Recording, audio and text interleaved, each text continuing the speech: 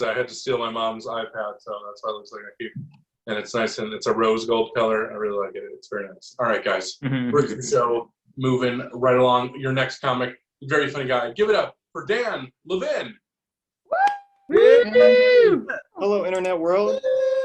Hi, Dan. Hello to my East Coast friends. Yeah.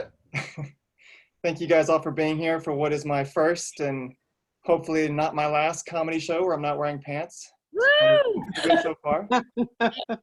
It's been a crazy year, man. It's been crazy. We just get examples of it every week at this point. I mean, if someone had come to me 10 years ago and said, Dan, in the year 2020, George Bush is going to put out a statement supporting a group called Black Lives Matter, and Kanye West is going to be supporting Donald Trump for president, I probably wouldn't have believed you.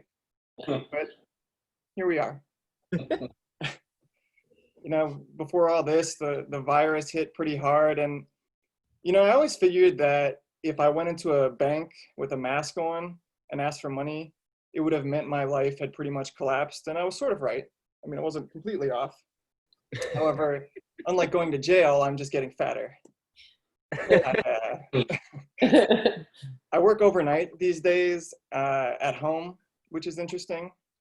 I work for the news, and so I do the morning news, and I've been doing it at home, and it's terrible, man. I just eat everything all night long. My fiance will fall asleep on the sofa, and I just turn into this super spy, sneaking everything out of the kitchen real quietly. I've never been more thankful for that little light in the refrigerator.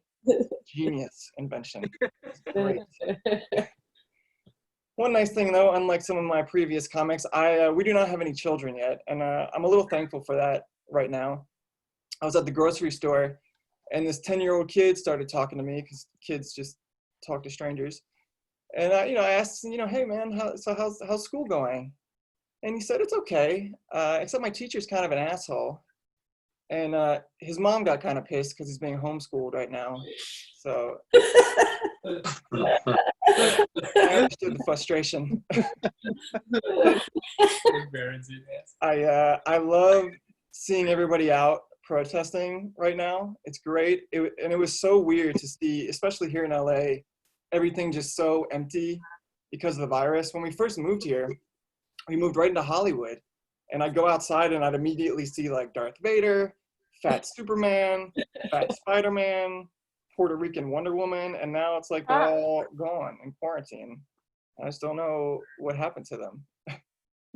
And working for the news just has made this pandemic so much more unpleasant. It's when you work in the news and you put out a warning that anything terrible is coming, like a hurricane or a pandemic, you might as well just be like putting out the bat symbol for idiots to come out.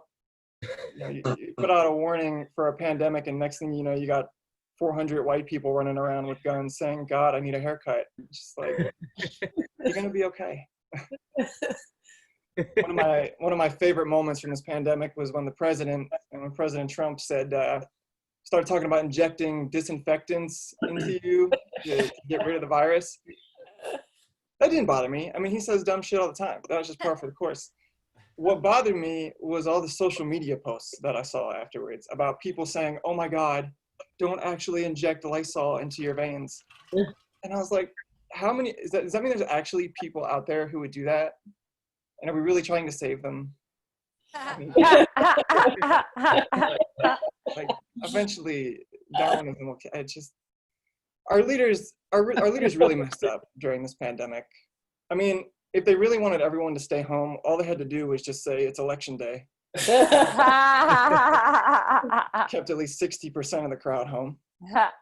And then they really messed up with sports. I think they should bring sports back, and instead of having no fans, we put one fan in every section of the stadium. It would be so awesome. And then for the fan of the game, each fan in the stadium gets 15 seconds and the players get to vote on it. It'd be great.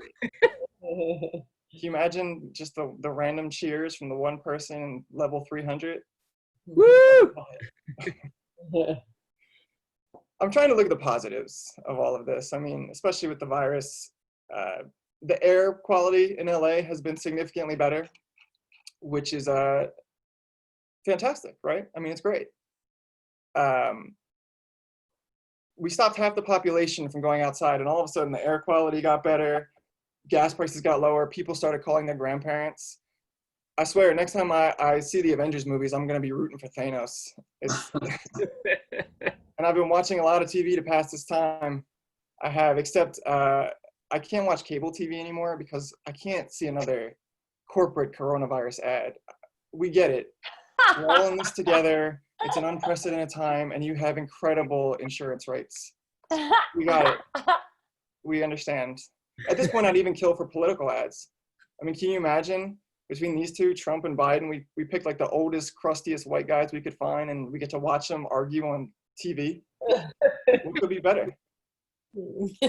Bernie was going to win the nomination, but he didn't have enough sexual assault allegations against him, so for 2024. Remember to vote. Thank you, guys. Keep it going for Dan, everybody.